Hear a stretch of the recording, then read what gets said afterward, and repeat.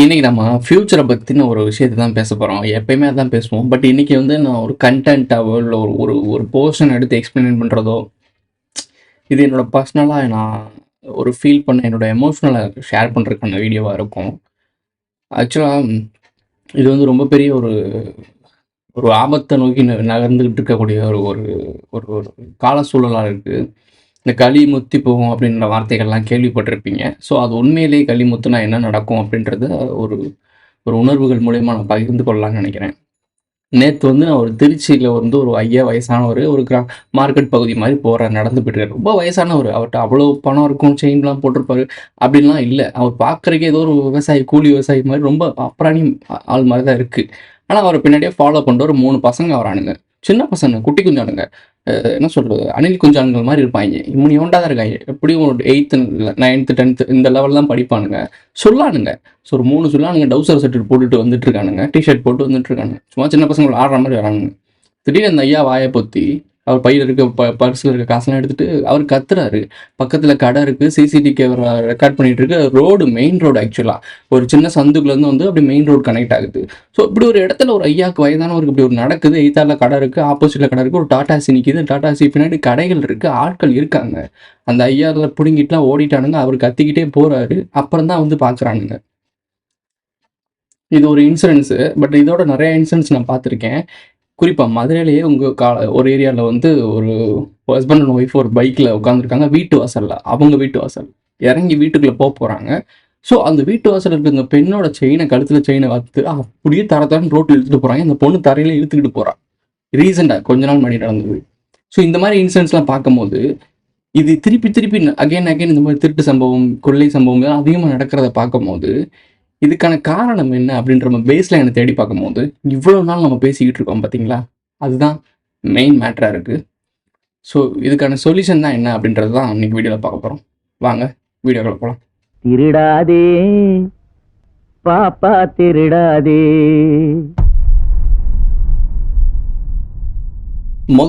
Financial problem தான். எல்லாருக்குமே ஒரு ஃபினான்ஷியல் ப்ராப்ளத்தில தான் இந்த மாரி ஒரு திருட்டு சம்பவம் ஆரம்பத்தில ஆரம்பிக்குது.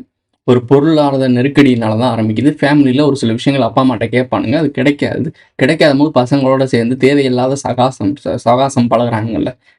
போதைப் பொருட்கள், போதைக்கு அடிமையாகுறது. போதைக்கு ஏகப்பட்ட போதைப் பொருட்கள் இருக்கு. இப்பலாம் புதுசு புதுசாலாம் கொண்டு வரானுங்க. ஸோ இந்த மாரி எல்லா போதைப் பொருட்களும் ஈஸியா மக்கள் மத்தியில ஆக்சஸ் ஆகுது. மக்கள் மத்தியில விட ஸ்டூடண்ட்ஸ் மத்தியில. வடநாட்டுலலாம் 8த் படிக்கிற ஸ்கூல் பசங்க கையில பேக்ல காண்டம்ஸ் இருக்கு. பல விஷயங்கள் இருக்கு. போதை சம்மந்தப்பட்ட விஷயங்கள் இருக்கு. நானே பார்த்துட்டு தான் இருக்கேன். சின்ன பசங்கள்லேருந்து எல்லாருமே ஈஸியா ஒரு போதைப் பொருளுக்கு அடிமையாகிற அளவுக்கு தான் இங்க போதைப் பொருட்கள் சகஜமா கிடைக்குது. ஒரு பெட்டிக்கடைல போய் முட்டாய் வாங்குற மாரி தான் ஒரு சின்ன பசங்க கைக்கு அது போகுது. ஸோ அப்போ இந்த விஷயங்கள்லாம் கேதர் பண்ணி கவர் பண்ணக்கூடிய ஆட்கள் சரியா பண்ணியிருக்கணும்.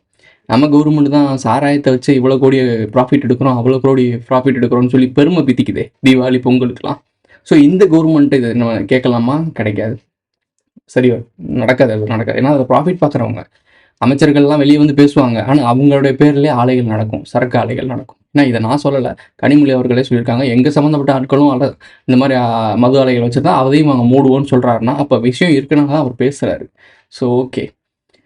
இது இப்ப நம்ம அரசியல்வாதிகள பத்தியோ, திருடர்கள பத்தியோ, மக்கள்ட்ட இருந்து சுரண்டி எப்படி வேணா சம்பாதிக்கணும் அப்படின்னு நினைக்கிறானுங்களா? அவனுங்கள பத்தி நம்ம பேச வரதே இல்ல. ஏன்னா அவன் அந்த எச்சை அப்படிதான் இருக்கும். அது மாறவே மாறாது.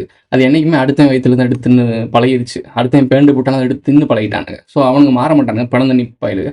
நான் சொல்றது மக்கள்ட்ட சொல்லிட்டு இருக்கேன். அவேர்னஸ். தான் வீட்டு பிள்ளைங்க என்ன பண்ணுதுன்னு கவனிங்க.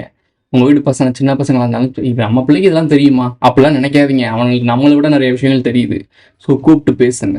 என்னடா தம்பி என்னடா பண்ற? ஃப்ரெண்ட்ஸ் கூட பழகுறியா? அந்த மாதிரிலாம் கொஞ்சம் ஜோயலா பழகுங்க. தயவு செய்து இந்த ஜோயல்னஸ் பேரண்ட்ஸ்க்கும் இந்த குழந்தைங்களுக்கும் இந்த பாண்டிங் மிஸ் ஆகுது இப்ப. பேரண்ட்ஸ் விட்டுறாங்க. வேற 2 பேரும் ஒர்க் போயிடுறாங்க. ஸோ குழந்தைங்கள ஒழுங்கா பார்த்துக்க மாட்றாங்க. குழந்தைங்களோட ஒரு ஒரு கனெக்ஷன் இல்ல இந்த காலகட்டத்தில. ஸோ இந்த கனெக்ஷன்ஸை நீங்க எப்படியாவது பில்ட் பண்ண ட்ரை பண்ணுங்க. ஏன்னா இந்த கனெக்ஷன் இருக்கும்போது வெளியே நடக்கிற விஷயங்கள வீட்ல வந்து கதைகளா பேச பழக்கி விடுங்க பிள்ளைகளுக்கு. வெளியே என்ன நடந்தாலும் அப்பா அம்மாட்ட ஷேர் பண்ற அளவுக்கு நீங்க ஒரு கொஞ்சம் ஃப்ரெண்ட்லியா இருங்க. இப்படிலாம் நடந்துச்சாடா அப்படின்னு சொல்லி எல்லாத்துக்குமே கோவப்பட்டு அவங்கள திட்டாதீங்க. ஒரு சில விஷயங்கள் சின்ன சின்ன தப்புகள் இருக்கும். அது நீங்க பொறுமையா ஜாலியா சொல்லி தம்பி இதெல்லாம் இப்படி இருக்குடா அப்படின்னு சொல்லி புரிய வச்சீங்கன்னா, அடுத்தடுத்து பெரிய தப்புகள் நடந்தாலும் வந்து சொல்லுவானுங்க. நீங்க அத அப்படியே கரெக்ட்டா பிடிச்சிடலாம் பாயிண்ட்ட. பிடிச்சு அத சரி பண்றதுக்கு உங்களுக்கு ஒரு ஒரு ஆப்ஷன் இருக்கும். அதை சரி பண்ணுறதுக்கு. பட் இப்போ நீங்கள் ரொம்ப ஐயோ பிள்ளைய ஸ்ட்ரிக்டாக வளர்க்கணும் அது வளர்க்கணும்னு சொல்லிட்டு இது பண்ணிட்டீங்கன்னா அது ஒரு மாதிரி அடக்குமுறை மாதிரி போயிடும். அவங்ககிட்ட சொல்ல பயப்படுவான். அப்போ வெளியே போய் இல்லீகலாக பண்ண ஆரம்பிக்கிறான். அப்போ இதுக்கெல்லாம் ஆதரவு கொடுக்குறவனுக்கு ஒரு தப்பு பண்ணுறதுக்கு ஒருத்தன் மறைச்சு சப்போர்ட் பண்ணுறான்னு அவன் பக்கம் தான் சேருவான். அப்போ அந்த மாதிரி கேங்ஸ்லாம் ஃபார்ம் ஆகும். அப்போ அவன் தேவையில்லாத விலைங்கள்லாம் கற்றுக்குறான். நான் ஏன் இதெல்லாம் சொல்கிறேன்னா, நான் சின்ன வயசுல இருக்கும்போது என் கூட இருக்க சகாக்கள், நான் சுற்றிக்கிட்டு இருந்த பசங்க, அவங்கள நான் குறை சொல்லலை. அது அது அவன்கிட்ட நம்ம சொல்லி திருத்திட்டு இருக்க முடியாது. ஏன்னா அவன் முடிவு பண்ணி திருந்த வேண்டிய விஷயம். பட் நம்ம என்ன செய்யணும்னா, நம்ம ஃபேமிலியில், நம்ம சொந்தத்தில், நம்ம கூட இருக்க ஆட்களுக்கு சொல்லி புரிய வைக்கணும். இப்போ நான் கரெக்டாக இருக்கேன்றதுனால இதோட விளைவுகளை பார்க்கறதுனால நான் சொல்கிறேன். இப்போ பொருளாதாரம் நெருங்கிட்டு இருக்கு. இப்போ வேலையின்மை காரணமாக தான் இங்கே பல பிரச்சனைகள் நடக்குது. இப்போ பிஸியாக இருந்தீங்கன்னு வச்சுக்கோங்களேன், பல விஷயங்கள் நீங்கள் யோசிக்கவே மாட்டீங்க. மைண்டை நீங்கள் பிஸியாகவே வச்சுருக்கும் போது, அதாவது எதிரி நம்மளை எப்படி பண்ணுறான் அப்படின்னா, உண்மையை சிந்திச்சிடக்கூடாதுன்றக்காக போலியான ஒரு உலகத்தில் உங்களை பிஸியாகவே வச்சுருக்கான். ஸோ ஓகேவா, அதனால அவனை பற்றி நீ சிந்திச்சிட விடாமல் ஒரு கட்டமைப்பு உருவாக்கியிருக்கான். பட் நாம் என்ன பண்ணணும் அப்படின்னா, ஃபினான்ஷியல் நமக்கு சம்மந்தப்பட்ட விஷயங்கள் நம்ம பிஸியாக இருக்கணும். ஒரு சாங் கேட்குறதா இருக்கட்டும், ரைட் பண்ணுறதா இருக்கட்டும், ட்ராயிங் பண்ணுறதா இருக்கட்டும், ஸ்போர்ட்ஸில் இருக்கட்டும், இல்லை ஒரு சினிமா பார்க்குறதுல இருக்கட்டும், ஏதோ ஒரு விஷயத்தில் நம்ம கவனம் செலுத்தணும் அப்படின்னா தேவையற்ற விஷயங்களை நம்ம யோசிக்கிறதுக்கு நேரம் இருக்காது. வெட்டியாக இருக்க ஆட்களுக்கு, வெட்டியாக இருக்க அந்த மைண்டுக்கு ஒரு ஸ்பேஸ் கொடுக்குறீங்கல்ல, அந்த ஸ்பேஸில் தான் இந்த குப்பையெல்லாம் வந்து விழுந்துட்டு இருக்கு. ஸோ அந்த ஸ்பேஸ் கொடுக்காதீங்க. அப்படிப்பட்ட ஆட்களுக்கு நீங்கள் உடனே துண்டிச்சிருங்க. அவன் எவ்வளோதான் க்ளோஸாக இருந்தாலும், எவ்வளோதான் நல்லவனாக அப்படியே இருந்தாலும், அந்த பழக்க வழக்கத்தினால நீ கேவலமான ஒரு விஷயத்தை சந்திக்க போகிற ஃபியூச்சரில். ஸோ அந்த ரிலேஷன்ஷிப்பை டக்குன்னு கட் பண்ணிவிட்டு வெளியே வந்துருங்க. சீரியஸ்லி நான் ஓப்பனாக தான் சொல்கிறேன். சீரியஸ்லி வந்துருங்க. ஏன்னா போக போகிற காலகட்டங்கள்லாம் ரொம்ப டேஞ்சராக இருக்க போகுது. திரும்ப சொல்கிறேன், பொருளாதாரம். நல்லா படிக்கிறீங்க, வீட்டில் எல்லாம் படிக்க வைக்கிறாங்க.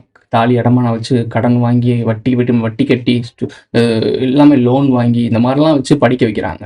படித்து முடிச்சுட்டு வெளியே வந்து பார்த்தானுங்கன்னா அதுக்கு சம்மந்தப்பட்ட வேலை கிடையாது. அப்படியே வேலை கிடைச்சாலும் அதுக்கான தகுந்த கூலி கிடையாது. அப்படியே அந்த கூலி கிடைச்சாலும் இந்த கடனை அடைக்க முடியல. ஸோ இப்போ அவன் எக்ஸ்ட்ரா ஏதாவது ஒன்று பண்ண தோணுது, ஏதாவது ஒன்று பண்ணணும்னு ட்ரை பண்ணுறான். அது தப்பாக போய் முடியுது, ஸ்கேமிங்கில் போய் முடியுது, பெட்டிங் ஆப்பில் போகிறான், நிறைய விஷயங்கள் இல்லீகலான ஆக்டிவிட்டீஸில் மாட்டுறான். ஸோ இந்த மாதிரி விஷயங்கள்லாம் நடக்குது. இப்போ பேஸ் லைன் தப்பாக இருக்குது. இதுக்கு தான் முன்னாடி இருந்தே சொல்லிட்டு இருக்கோம், அவேர்னஸ் ஆகுங்க.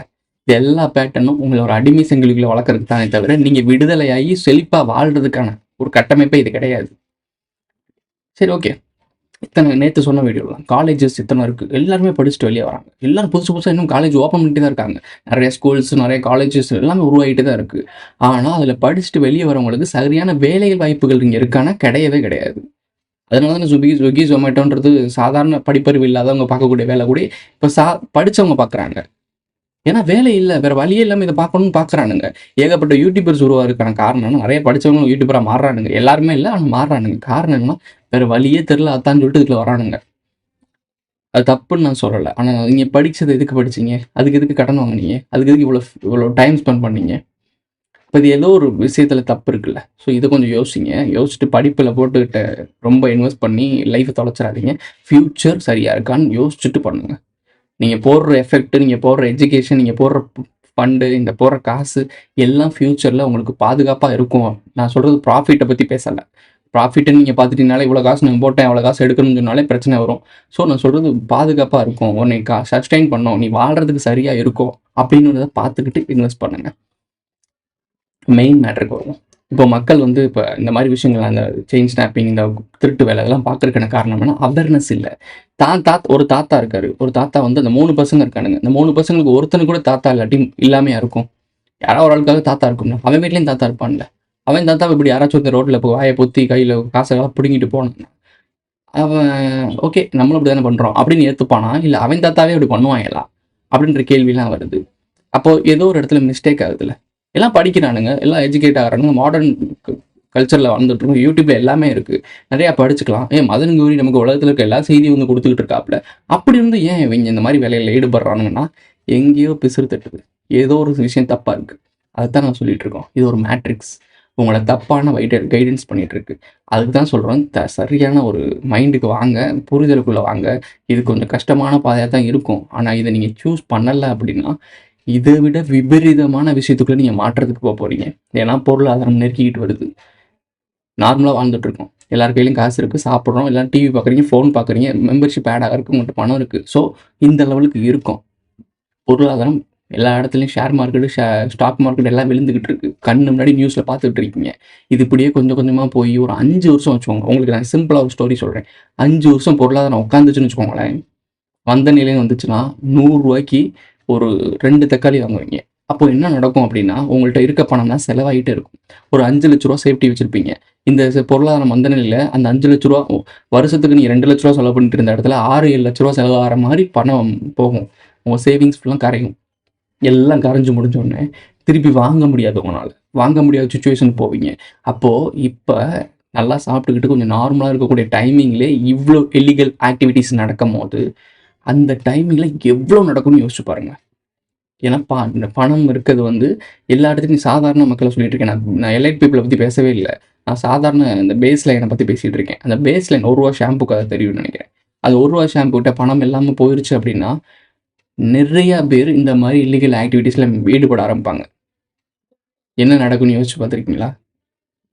இப்படி ஒவ்வொரு நியூஸ் பார்க்கும்போது நமக்கு பதறுது. சேஃப்டி இருக்காதீங்க. அவன் வாழணும்னா யாரை வேணால் அழிச்சு வாழலான்னு ஒரு மைண்ட் செட்டுக்கு வந்துருவானுங்க. நீங்க செல்ஃபிஷாவே இருங்களேன். செல்ஃபிஷா இருந்தாலே ஆக்சுவலா நோபல் காஸ் தான். இப்போ தலைமைகள் இருக்கு. அப்படி சாதாரண மக்களும் இந்த மனநிலைக்கு வந்தாங்கன்னா இந்த நாடு என்ன ஆகும்னு யோசிச்சு பாருங்க. ரொம்ப பெரிய ஒரு டேஞ்சரான சுச்சுவேஷன்ல போயிட்டு இருக்கோம்.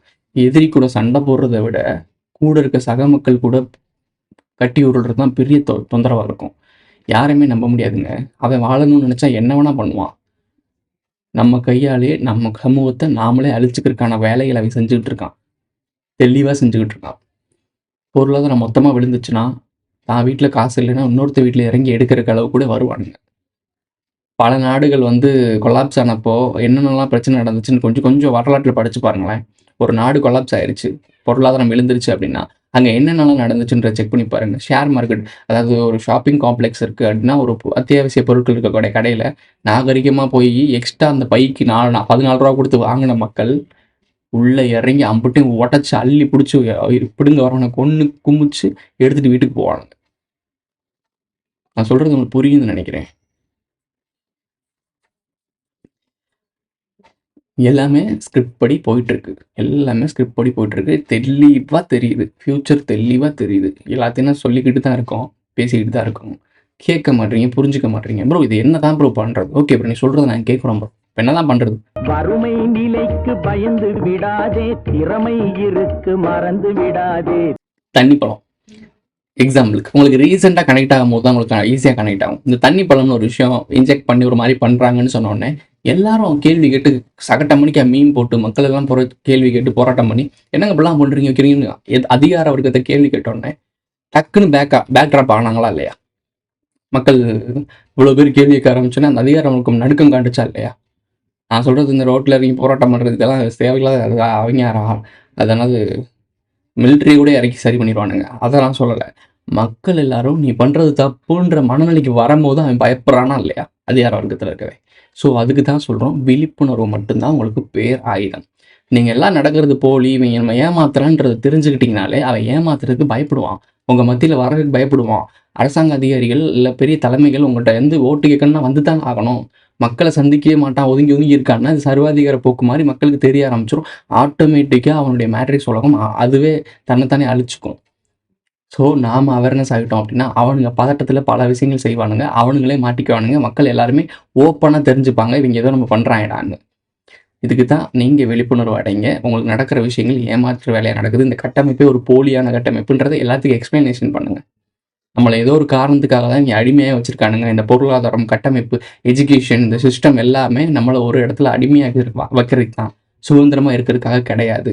அப்படின்றத புரிஞ்சுக்கிட்டிங்கன்னா அதை புரிஞ்சுக்கிட்டு மற்றவங்களுக்கு ஷேர் பண்ணுங்கள். நம்மளுடைய 1000 வீடியோ கிட்ட இருக்குது, 3 சேனல் வச்சுருக்கோம். எல்லா வீடியோஸும் போய் பாருங்கள். இணையதள போராளிகள் பாருங்கள், இந்த வீடியோஸ்லாம் பாருங்கள். உங்களுக்கு ஒரு பாயிண்ட் புரியும், ஒரு விஷயம் புரியும். அந்த விஷயத்தை வச்சு உங்கள் களத்தில் நடக்கக்கூடிய விஷயங்களை கவனிங்க. இதெல்லாம் ஏன் நடக்குதுன்னு புரிஞ்சுக்கோங்க. புரிஞ்சுக்கிட்டு மற்றவங்களுக்கு எக்ஸ்பிளனேஷன் பண்ணுங்கள். அவன் கேட்குறான், கேட்கல, அது நம்ம பிரச்சனை இல்லை. சொல்ல வேண்டிய விஷயத்த சொல்லிட்டே இருங்க. 10ல் ஒருத்தனாச்சும் கேட்பான், அவன் போய் இன்னொரு 10 பேர்கிட்ட பேசுவான், அதில் ஒருத்தனாச்சும் கேட்பான். இது மாதிரி தான் இது போகும். போகிற அளவுக்கு மக்களுக்கு இது புரிஞ்சிச்சு அப்படின்னா, தண்ணிப்பழம் மேட்ரு மாதிரி எல்லாருக்கும் விஷயம் புரிஞ்சிருச்சுன்னா நாம் ஓரளவுக்கு நிம்மதியாக வாழ முடியும். இல்லைன்னா மொத்தமாக முடிச்சிருவானுங்க. அவனுக்கு முடிக்கிறதுக்கான வேலையை தான் பார்த்துட்ருக்கானுங்க. அதை முடிக்க விடாமல் தள்ளி போடுறதுக்கான வேலையை நம்ம பார்த்துட்ருக்கோம். யாரும் போய் அதிகாரத்தை கேள்வி கேளுங்க, அதிகாரத்தை இது பண்ணுங்கன்னு சொல்லலை. அவன் பண்ணுற விஷயம் இது ஏன் அப்படின்ற ஒரு கேள்விக்குறி மட்டும் வைங்க. இது எதுக்காக பண்ணுறீங்க அப்படின்ற நார்மலாக கேளுங்க. எல்லாருமே நார்மலாக கேளுங்களேன். அவனுக்கு ஒரு நடுக்கம் வரும், சீரியஸ்லி வரும். அந்த நடுக்கம் தான் அவனுக்கு அடுத்து செய்கிறதுக்கு யோசிப்பான். அடுத்து மேலேருந்து தலைமையிலேருந்து ஒரு கட்டளை வரும், இந்த மாதிரி விஷயத்த பண்ணுன்னு சொல்லுவாங்க. அப்போ அவன் யோசிப்பான், ஏங்க இந்த சின்ன விஷயத்துக்கு போனதுக்கே அவன் எந்த கேள்வி கேட்குறாங்க, நீங்கள் இவ்வளோ பெரிய விஷயத்த செய்ய சொல்கிறீங்க எப்படிங்க அப்படின்னு அவன் கேள்வி கேட்பான். அப்போ தலைமைக்கு பயம் வரும், என்னடா நம்ம வச்சிருந்த அடிமைகள்லாம் இப்படி கேள்வி கேட்குதுன்னு சொல்லிட்டு இப்போ அடிமையில் மாற்றோன்னு சொல்லிட்டு இன்னொரு புது அடிமையில் ரெடி பண்ணுவானுங்க. அந்த புது அடிமையில் செட் பண்ணி ரெடி பண்ணுறதுக்குள்ளேயும் பல விஷயங்களை நாம் இங்கே கேதர் பண்ணிடுவோம். அந்த புது அடிமையும் நம்ம கேள்வி கேட்க ஆரம்பிப்போம். உங்களுக்கு புரியும்னு நினைக்கிறேன், இந்த பிரமிடு கொலாப்ஸ் ஆகுன்றது புரியும்னு நினைக்கிறேன். ஸோ மக்களோட வெளிப்புணர்வு மொத்தத்தையும் கொலாப்ஸ் பண்ணணும். மக்கள் சக்தியை விட இங்கே எந்த ஒரு சக்தியுமே கிடையாது. கடவுள் சக்தி கூட இங்கே நிற்காது மக்கள் சக்தி முன்னாடி. திரும்பவும் சொல்கிறேன், விழிச்சுக்க பொழைச்சிக்கோ.